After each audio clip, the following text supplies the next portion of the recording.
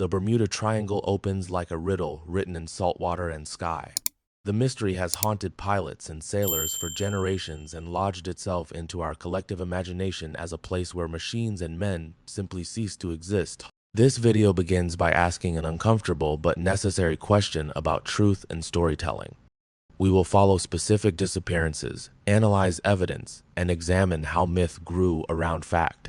Geography matters when mysteries are born in open water and shifting currents. The area people call the Bermuda Triangle is not an official boundary, but rather a busy patch of ocean framed by Florida, Bermuda, and Puerto Rico, where weather, shipping, and aviation converge. Understanding this place begins with charts and routes rather than ghosts and monsters. The Gulf Stream slices through the region carrying warm water, while the continental shelf and sudden storms shape conditions that can overwhelm the unprepared. Stories of strange vanishings predate modern aviation by centuries and are often muted by time and legend. Mariners from colonial times sometimes describe sudden squalls and untraceable wrecks. But these reports lack the documentation that fuels modern conspiracy. The Triangle's fame crystallized only after a few dramatic 20th century disappearances created a narrative seam worth following.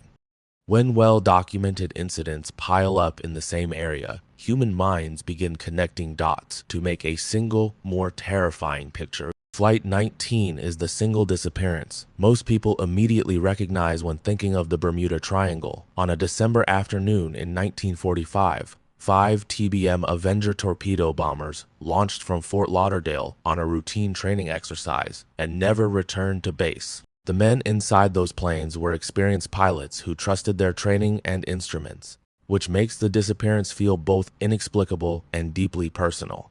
The story of Flight 19 became the seed that germinated the mythic properties of the region.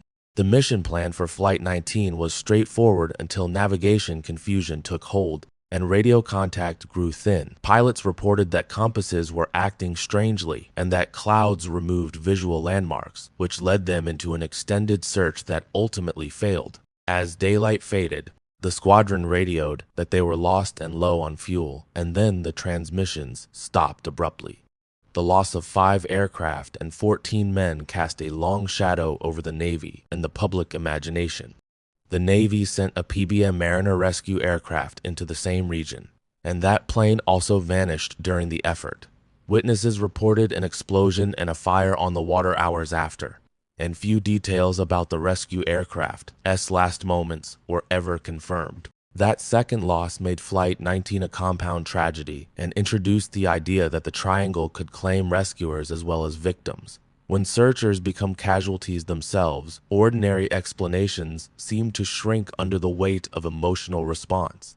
The Navy produced an investigation that emphasized navigational error and weather, rather than supernatural forces. Official conclusions suggested that the squadron became disoriented, likely ran out of fuel, and crashed into the ocean, while the rescue plane encountered storm conditions and experienced mechanical failure. These explanations are clinically plausible, but they offered little comfort to a public craving certainty and narrative. The official report did not stop writers and sensationalists from weaving an alternative story filled with mystery and menace. Before Flight 19, other vanishings had already stirred unease, but the disappearance of huge ships like USS Cyclops added a grim industrial scale to the legend. The USS Cyclops, a massive Navy collier, disappeared in 1918 with more than 300 men aboard and no distress call recorded. The ship's vanishing was perplexing because it was heavily built and should have been seaworthy that day, which made the silence even more chilling. The loss amplified the notion that the Atlantic could swallow large modern vessels without leaving meaningful traces behind. Other commercial losses, like the mysteriously beached Carol Ad Earring and the disappearing SS Marine Sulphur Queen, added to the pattern of baffling maritime losses. The Deering was found aground with its crew missing, while the Marine Sulphur Queen vanished with a cargo of molten sulfur in 1963. Each case carried unique and sometimes mundane clues, but the lack of survivors and clear explanations allowed more sensational interpretations to take root.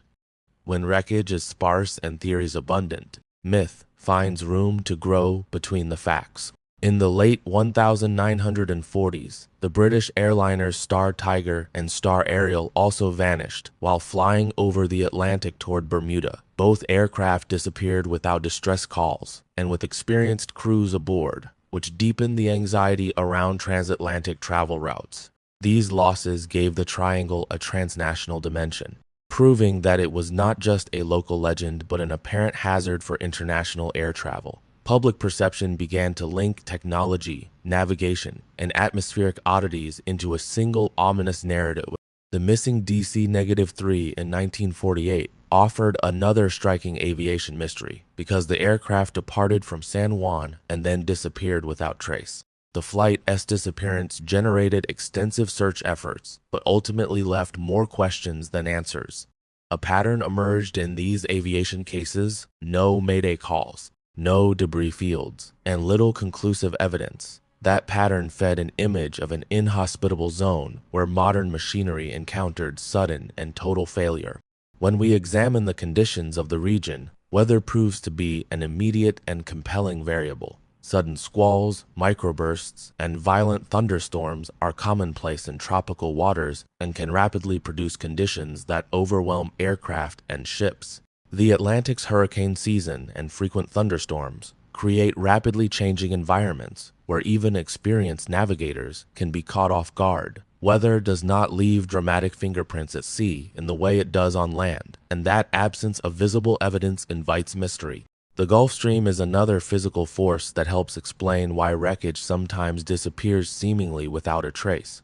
This powerful, fast-moving ocean current can rapidly carry debris thousands of miles away from a sinking site, complicating search and recovery efforts. Strong currents also influence how wreckage disperses and whether floating objects remain visible to searchers.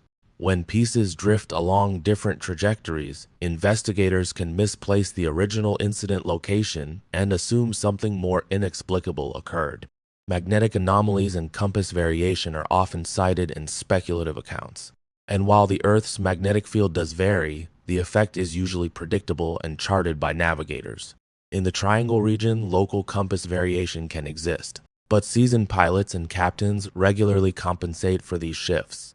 Uncalibrated instruments and human misreading of known magnetic variation can produce dangerous errors, especially at night or in storms. A small misinterpretation of heading under stress can lead to significant navigational divergence over open water. A more sensational scientific explanation is the methane hydrate theory, which proposes that gas eruptions could lower water density and sink ships. Large methane outbursts have been observed in oceanic sediments and can, in theory, create localized buoyancy loss for vessels caught above them. While intriguing, the methane hypothesis remains speculative and lacks broad empirical support for explaining the triangle's most famous disappearances. Scientists caution against leaping from a laboratory observation to a sweeping explanation for complex historical incidents. Human error remains perhaps the most prosaic and frequent cause behind many of these losses. Fatigue, misreading instruments, getting disoriented at night, and underestimating weather hazards all contributed to tragic outcomes across decades of incidents. When crews operate under stress in a remote environment, small mistakes accumulate into catastrophe with frightening speed. The human element explains many mysteries in a way that is less glamorous than supernatural interpretations, but far more consistent with evidence. Mechanical failure and maintenance issues also factored into multiple incidents, particularly in earlier eras of aviation and shipping. Aircraft and ships of the mid-20th century sometimes operated near their limits during wartime production and heavy commercial use. Aging equipment overlooked corrosion, and stressed engines can fail without a dramatic warning, producing silent catastrophes at sea.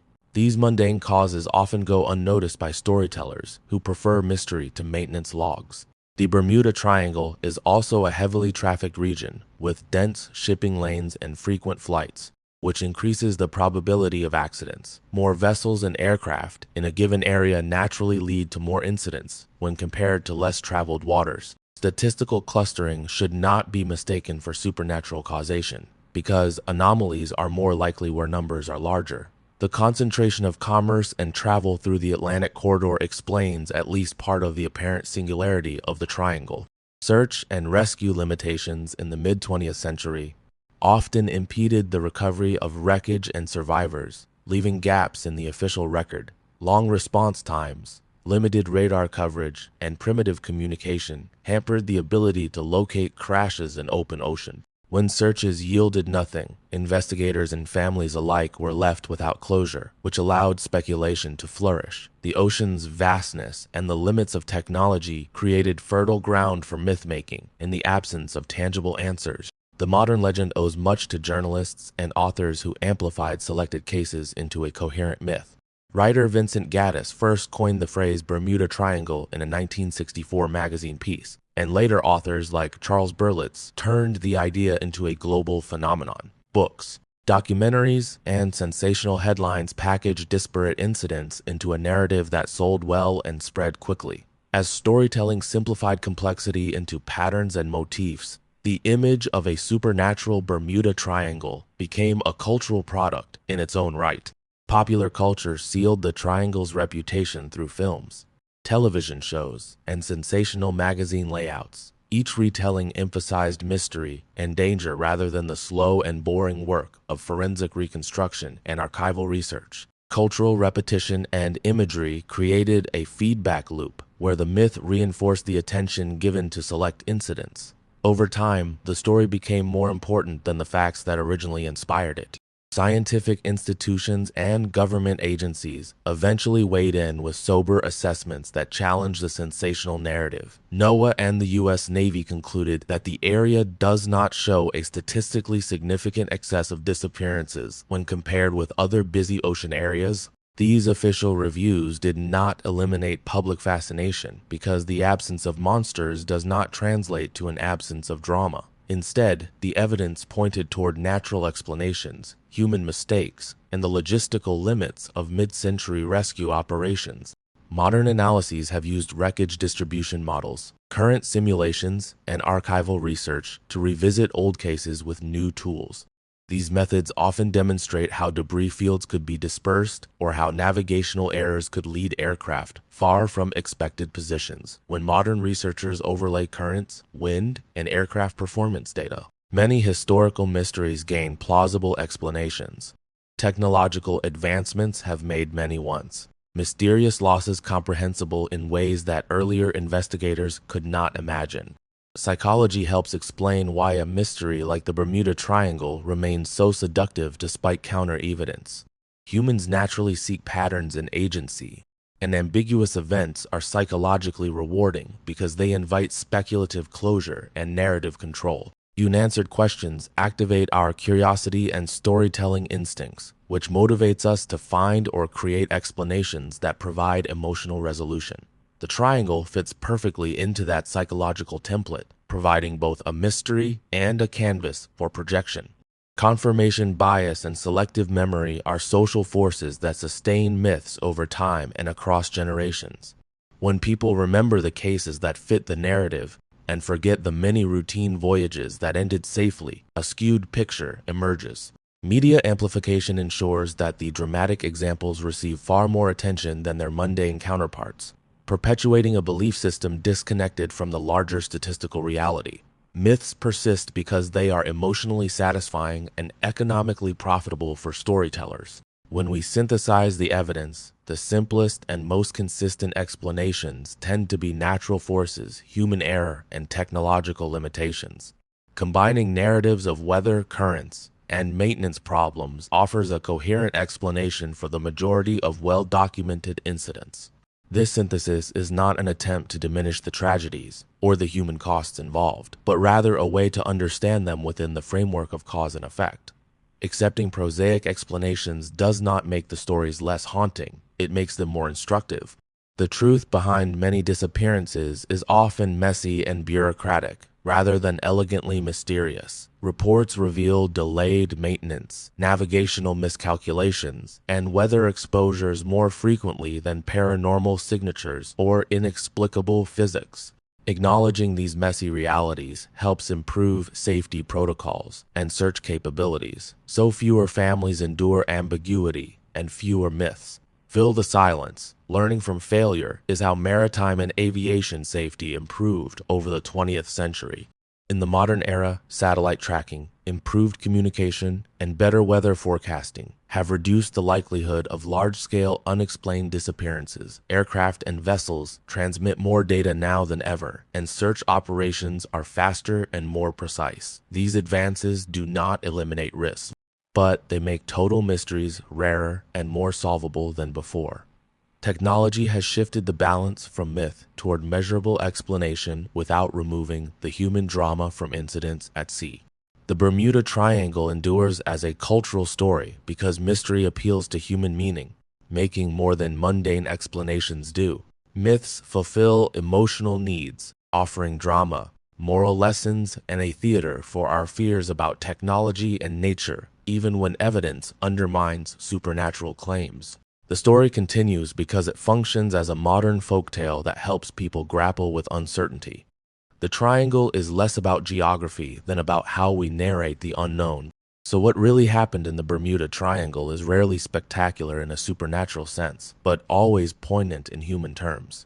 Men and women lost lives, equipment failed, and nature acted without malice, producing tragedies that demanded explanations and often received myths instead. Understanding the real causes does not render these events insignificant. Instead, it allows us to honor victims by learning from their circumstances and preventing future losses. The sober truth often leads to better safety and a deeper respect for the sea. The Bermuda Triangle will likely remain a story we tell about danger, technology, and the human desire for meaning. As long as there are gaps in evidence, and as long as mystery provides emotional payoff, the legend will survive beside the scientific explanations. If this investigation gave you a new perspective, you now carry both the drama of the stories and the sober reasons why they occurred. Remembering the victims and learning from the causes is the clearest way to honor their memory. If this video has shifted your sense of wonder, consider subscribing and joining the conversation about history and explanation. We tell stories to make sense of the sea, and your curiosity helps keep the record honest and humane. Thank you for watching, and if you want further reading, check the links in the description for archival reports, NOAA findings, and recent analyses. If this gave you a new perspective, hit subscribe and turn on notifications for more investigations into the stories that shaped our world.